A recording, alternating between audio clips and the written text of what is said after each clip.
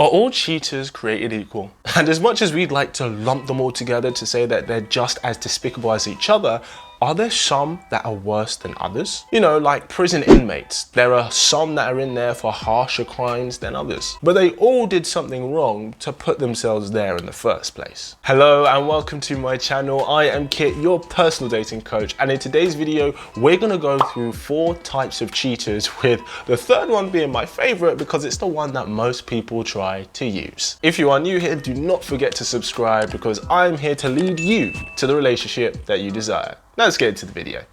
The first kind of cheater, the one who is boy or girl crazy. This person just loves the opposite sex so much they can't get enough of them. And equally, they just love sex so much and they just want a big variety. For sure, this is just pure selfishness. Because if you know you still want a bit of that buffet, you shouldn't be asking for the bill. You know, you still want to grab a bit of that chicken thigh, a bit of that breast, maybe your sausage with a few dough balls. And then, you know, for dessert, you have some pie with a bit of cream. Just so you know, I'm still definitely talking about food here.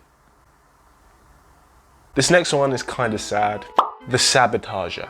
This person is scared that when a relationship is going so well, they deliberately sabotage it. Now, of course, this can be confusing. Why would you sabotage something that is going so well and that you get a lot of fun and joy from? They do this as a way to prevent themselves from becoming hopeful and dependent on something that they now have. Stop themselves from depending on someone else for their emotional needs and well-being. Basically, for them, it's just getting too deep. And a lot of the time, this has something to do with some semi-traumatic experience in their life, where they fully trusted and gave their all to someone, but that person either betrayed them or let them down in the most severe way. And maybe they still haven't quite recovered from that. And that could be a past ex, or maybe a neglecting parent, maybe an old best friend. Now, of course, this doesn't excuse the behavior. You know, you should recognize what you need to work on in yourself and work to improve that. But it's just about understanding the mindset of some people. And now on to my favorite one, because it can be oh so deadly and manipulative.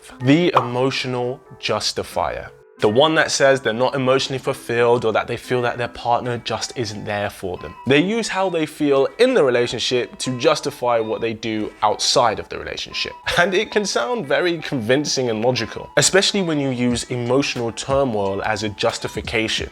You know, it makes you look like the victim. But they were just never there for me. They didn't listen or care about how I felt. You know, I was deprived of emotional intimacy.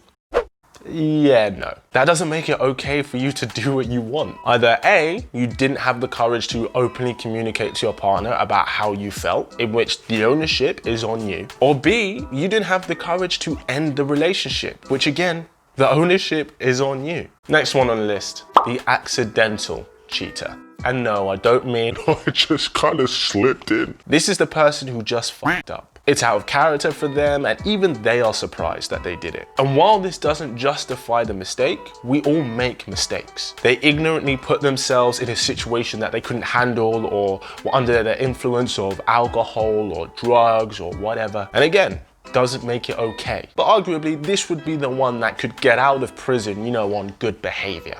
But what do you think? Do you think that there are different types of cheating in which some can be forgiven and others can't? Or do you think that all cheating is the depth of evil, no matter what it is? If you're looking for someone to spark up your love life, then make sure you subscribe to this wonderful tribe. And as always, keep it slick.